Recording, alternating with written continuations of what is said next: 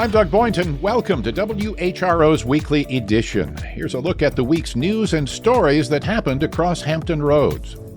Coming up in the next half hour, energy demand is ravenous in Virginia. Advocates say solar is the best way to meet demand, but several projects are running into local opponents who say, not so fast. PETA, the animal rights organization, recently named a new president. WHRO spoke with Tracy Reiman, who says she wants the group to keep its edge while bringing in younger supporters. And research out of Christopher Newport University shows noise pollution is negatively impacting people's physical health.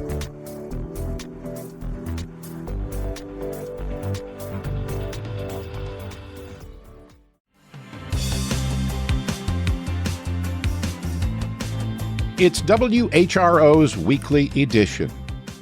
The Hampton Roads Sanitation District is launching a program to help homeowners switch from private septic tanks to public sewer infrastructure.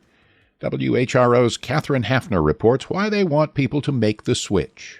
HRSD extensively cleans up wastewater from 20 cities and counties before it's released into local waterways. Backyard septic tanks, on the other hand, don't have the same level of treatment and can release sewage straight into streams and rivers. Ryan Radspinner with HRSD says that sends harmful nutrients like nitrogen into the Chesapeake Bay. Nutrients are the key ingredient to conditions that lead to algal blooms in the bay, which can deteriorate ecosystems, which has a ripple effect on underwater grasses and other marine life. HRSD will now offer up to $5,000 to more than 200 homeowners who hook up to the public sewer system instead. It's part of Virginia's new Pay for Outcomes program, which rewards private landowners for cutting pollution in the bay. Catherine Hafner, WHRO News. Jefferson Laboratory wants 7% of its workforce, about 65 workers, to agree to resign before the end of August.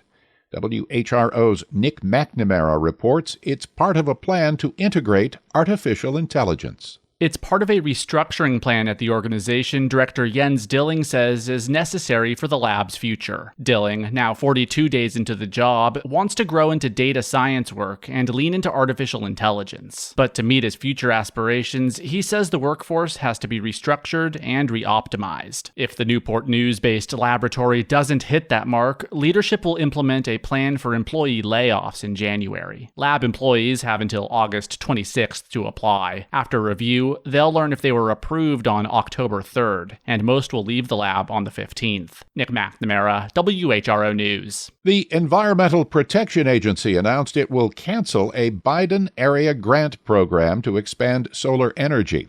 WHRO's Catherine Hafner breaks down how that affects Virginia.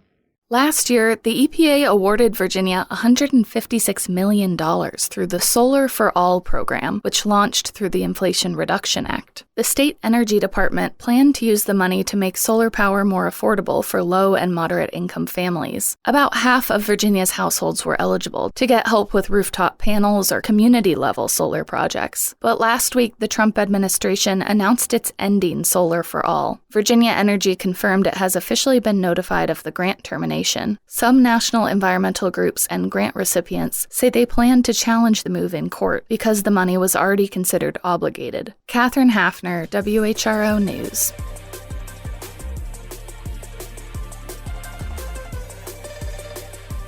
Energy demand in Virginia is spiking, driven mostly by power-hungry data centers. Advocates say adding more solar energy is a key way to meet the rising demand.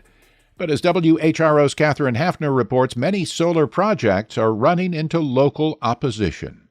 Molly Dowless was born and raised in Sussex County. Her family farm dates back to the colonial era. It's an original land grant farm, so it's never been out of the family since it was patented from King George II. These days, the property is part forest land and part crops. But a few years ago, she got a call from someone interested in it for a different purpose. They wanted to lease part of her land for a large solar installation and offered her more than $2 million over the life of the project. She says the money was tempting, but after doing some research, it was very clear that something on the scale of this size, there's no way it would not negatively impact the area around it.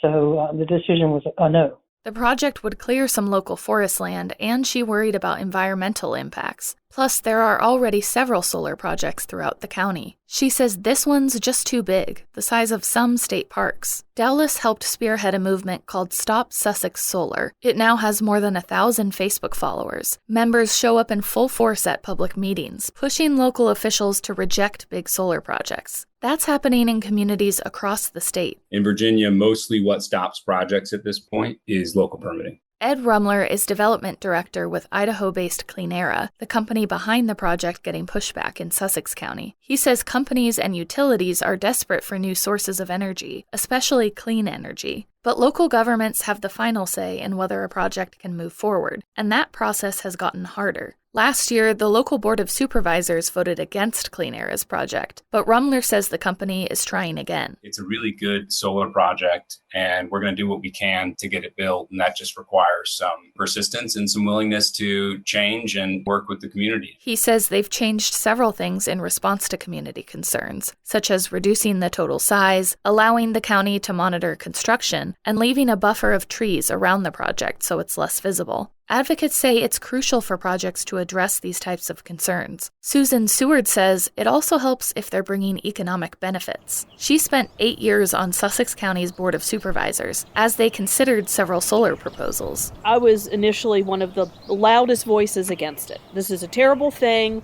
It's going to destroy our countryside, and we're getting nothing for it. But in recent years, Virginia's legislature has boosted the ability of local governments to earn money from solar projects in their jurisdiction. Seward now sees the industry as a saving grace for rural counties that are losing population and tax revenue. You know, the counties that have capitalized on solar are going to find themselves in better footing. Seward owns a consulting firm and is now helping Cleanera with their project. She doesn't think officials should approve every proposal, but she is dismayed by how contentious the process has become. We've got this absolute whirling maelstrom of localities and developers at war with each other, and something's got to give. I don't know what it's going to be. State lawmakers are debating several ideas. Some want to give the state more say in when or how projects are approved, but local governments are worried about losing control. Delegate Rip Sullivan, a Democrat from Northern Virginia, says the state needs more electricity fast. And state law sets ambitious targets for getting that power from renewable sources like solar. How can we try to find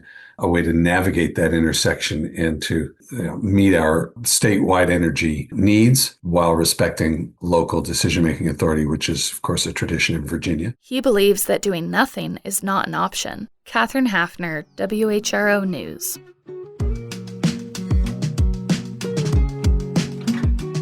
Still ahead on Weekly Edition, the new Chief of Naval Operations is emphasizing the need to improve Newport News shipbuilding. But first, a former 6th grade school building in Virginia Beach will now become a neighborhood's first park. WHRO's Michelle Hankerson reports on the school board's decision to let the property go. The Bayside 6th grade campus property is in Aragona Village, one of Virginia Beach's oldest neighborhoods. Donna Larkin lives there and says they've needed a park for years. Maybe some shade trees with benches that one could sit under and relax. Some open space where children could safely run and play, and somewhere they can come and ride their bikes. A walking and jogging trail would be nice. You could fly a kite or a drone and race RC cars. Even if it is just green space for a while, that is more than we have now. The school system will work out details of the sale with the city later. It will include provisions that require the city to keep the land as a park or open space, a key part of the agreement because of the site's proximity to town center. Michelle Hankerson, WHRO News. And we should mention Virginia Beach Schools are stakeholders in Horetta, which holds the license to the WHRO stations. Hampton Roads housing market posted year-over-year gains in both settled and pending sales for July. WHRO's Barry Graham reports it's the second straight month of improvement. The Real Estate Information Network tracks the market across 15 eastern Virginia cities and counties. Its monthly report says steady interest rates and more homes on the market may be boosting confidence. Active listings hit nearly 5,700 homes in July, the most since June 2020. Prices also slipped slightly from June's record high. Board President Barbara Walcott says the market is giving buyers more options. All 7 Hampton Roads cities saw more listings, but 3, Norfolk, Hampton, and Newport News, had slight sales declines. Chesapeake led the region with a median price of $420,000. Barry Graham, WHRO News. A Suffolk nonprofit has created a program to help children of military families share their service stories.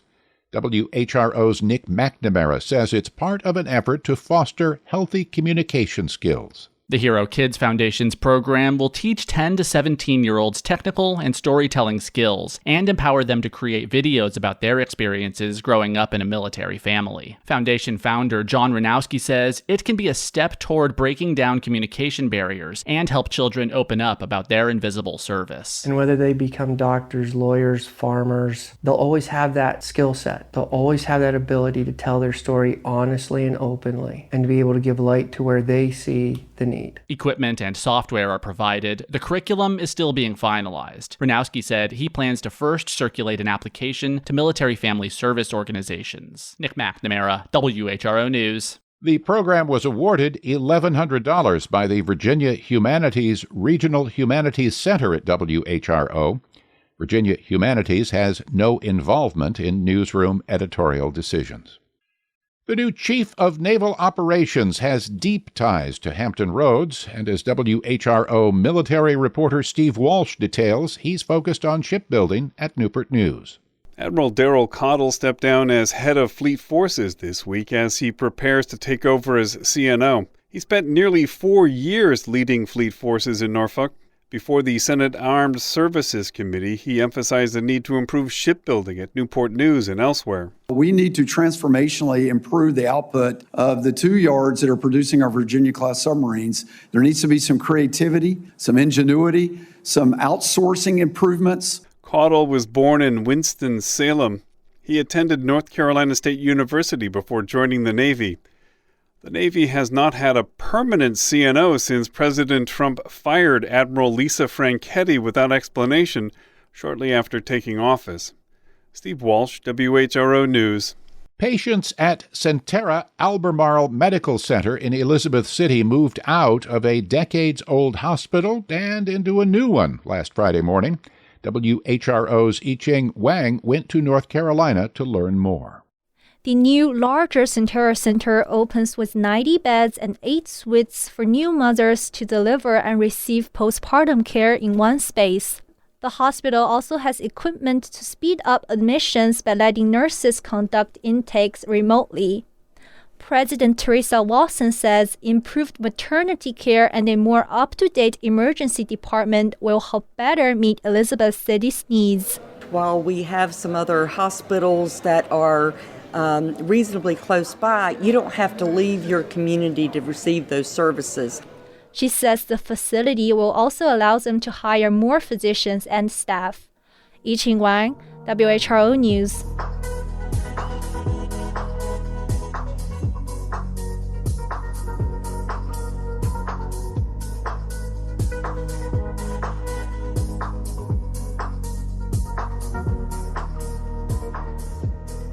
Norfolk-based PETA, People for the Ethical Treatment of Animals, enters a new era of leadership. The animal rights group named longtime campaigns chief Tracy Reiman as its new president last week, succeeding founder Ingrid Newkirk after 45 years. I spoke with Reiman in a conversation that's been lightly edited for time and clarity. We started with the question, what is the first initiative or campaign you intend to launch? Well, PETA will continue full steam ahead with our ever groundbreaking work, but I will bring my experience in youth marketing and social media to the forefront to help create generations of kind consumers and make PETA as technologically advanced as we can be. And specifically, I'm setting my sights on replacing wool and fashion with non-animal materials, getting birds out of cages, stopping the humane washing of meat, dairy, and eggs, modernizing science education with cutting-edge alternatives to dissection, and getting all animals out of laboratories. PETA is known to be somewhat controversial and edgy. Will that edge continue under your leadership? Well, we do what we have to do in order to get attention and to keep the animal message in the forefront of people's minds every day. And sometimes it takes doing more interesting and edgy things in order to capture the public's attention. So we'll continue to do the things that we've always done. But I will say that, despite the suffering that animals endure every day, we are finding that people are now more open to these issues. And so we're not having to do some of the quirkier stunts or civil disobedience or any of those things like we used to. One time a reporter from a national paper told us many years ago, if you're not scaling a building or setting something on fire, don't bother calling. And that was the mentality that kind of led us to start doing these things. But I think we've been working so closely with companies, and the public have become so much more informed that we're spending more of our time now feeding people vegan food. We have just launched our ice cream truck in Virginia Beach yesterday, where we're going to be traveling around the country, encouraging kids to scream for vegan ice cream. And then they get to try it, maybe for the first time ever, a lactose-free, dairy-free, cruelty-free product. So we know that people, when they try vegan cheeses, they try vegan chicken, they try vegan products, it really opens their mind to considering this change. Do you expect resistance from the wool industry? Well, we've done 15 undercover investigations in 4 continents into the wool industry. And we have found the exact same abuse in every single one, where sheep who are gentle, terrified animals who are kicked, beaten, their heads are twisted, they're thrown, they're literally cut to shreds in the shearing sheds by these shearers. And then they literally just sew up their wounds with a needle and thread right there with no pain relief. We've seen this from continents around the world. This is what happens to sheep who are on these farms. It's not just a haircut. It's not something that they have to do in order to let them live a happy life. They are suffering every single time they are sheared. And people see this cruelty now on social media and on TV, and they don't like it. And there's so many alternatives now that it's easy for them to choose something else, as long as they just know about it. And that's our job, is to educate people about that. So we encourage people to come to PETA.org, join us, and get active for animals. As one of my colleagues once said, this is not your practice life. Make it count. Do something. Don't just sit by and watch. Get active for animals. I appreciate your time. Thanks so much. All right, Doug, thank you. Take care.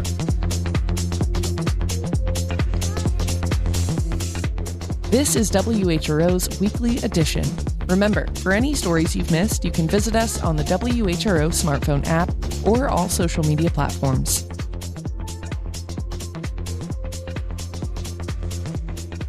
A new documentary about Tangier Island is coming to several theaters in Hampton Roads. WHRO's Catherine Hafner says filmmakers wanted to document that island's way of life. The documentary, called Been Here, Stay Here, follows subjects from 3 generations on Tangier, which is one of the last inhabited islands in the Chesapeake Bay. The community faces existential threats from erosion and sea level rise. New York-based filmmaker David Usui previously told WHRO he wanted to highlight their unique way of life without imposing his own narrative. We didn't conduct any interviews during the 6 years we worked on this film. We let the community speak for themselves. Been Here, Stay Here debuted in Amsterdam last year and has sold out screenings around the Mid-Atlantic. On August 12th, the film comes to the Historic Palace Theater in Cape Charles, followed by the Narrow in Norfolk on August 20th. Chesapeake will get 3 screenings at the Cinema Cafe in Edinburgh in early September. Catherine Hafner, WHRO News. You can learn more and buy tickets at BeenHereStayHere.com. Boar's Head is preparing to reopen its meat processing plant in Jarrett, north of Emporia, nearly a year after a deadly listeria outbreak forced it to shut down. We get more from WHRO's Ryan Murphy. Between May and September last year, 61 people in 19 states were sickened. 10 died, including an 88-year-old Newport News man. The company recalled more than 7 million pounds of deli meat, closed the Jarrett plant linked to the illness, and permanently stopped making liverwurst. Federal officials lifted the plant's suspension on July 18th, saying it now meets all food safety standards. Boar's Head is currently hiring, with more than 15 open positions posted for the Jarrett facility. The USDA says it will continue monitoring operations. Ryan Murphy, WHRO News. Williamsburg launched an outreach program to serve people without housing in the community. WHRO's Nick McNamara says it's a response to a study that revealed the peninsula was inadequately meeting the region's needs. The Houseless Outreach Partnership Engagement, or HOPE pilot program, got started in May. City officials say it's in response to an increasing number of people experiencing homelessness. It also comes after a study commissioned by Newport News found the peninsula had inadequate funds and staffing for outreach programs to meet the region's needs, especially in the Upper Peninsula. The HOPE team is made up of human services and behavioral health workers and partners with police when needed. They regularly visit areas where people without housing congregate. The group met with 42 people since it launched, trying to connect them with services and permanent housing. The pilot program will run until October. Data collected will help the city assess the effectiveness of long-term street outreach work and resource needs. Nick McNamara, WHRO News. Research from a Christopher Newport University group shows noise pollution negatively affects people's physical health. And as WHRO's I-Ching Wang reports, it's also tied to race and poverty. Neighborhoods with higher poverty rates and larger black populations face more transportation noise than wealthier, white areas. This finding comes from new research led by Christopher Newport University professor Johnny Fang. Excess noise and long-term exposure to noise pollution puts people at heightened risk for diabetes, for high blood pressure, for heart attack, stroke, hearing loss, obesity, and even cognitive impairment. It triggers stress both consciously and subconsciously in poor neighborhoods because of factors like thin walls and proximity to highways or rail lines. I-Ching Wang, WHRO News. A commission that manages fisheries along the East Coast voted this week to consider new regulations on the controversial menhaden harvest in the Chesapeake Bay. WHRO's Catherine Hafner breaks down what's next. Fishermen and environmental groups are concerned the menhaden population is declining in the bay, with impacts on other species that rely on it, like osprey and striped bass. The Atlantic Menhaden Board spent the past year reviewing the issue. Board member Lynn Fegley with Maryland's Department of Natural Resources said at this week's meeting that commercial fishermen are reporting a dramatic drop in fish in the bay. This becomes a tremendous red flag. There was a time when things seemed to be ticking along in the bay okay, but things have significantly changed. The board voted to study one new regulation that would spread out the harvest so the industry isn't taking too many fish at once. Virginia's representatives voted against the measure. Meanwhile, advocates want to see action now. They're calling on the Trump administration to intervene. The menhaden industry maintains there's no scientific evidence backing up claims of declines. Catherine Hafner, WHRO News.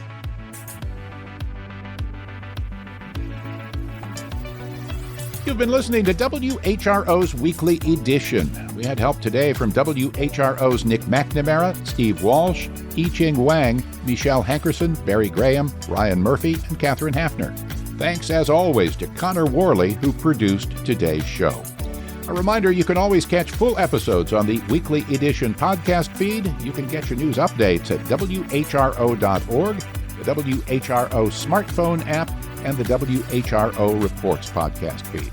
For all of us at WHRO and WHRV, I'm Doug Boynton. Stay safe. Be well.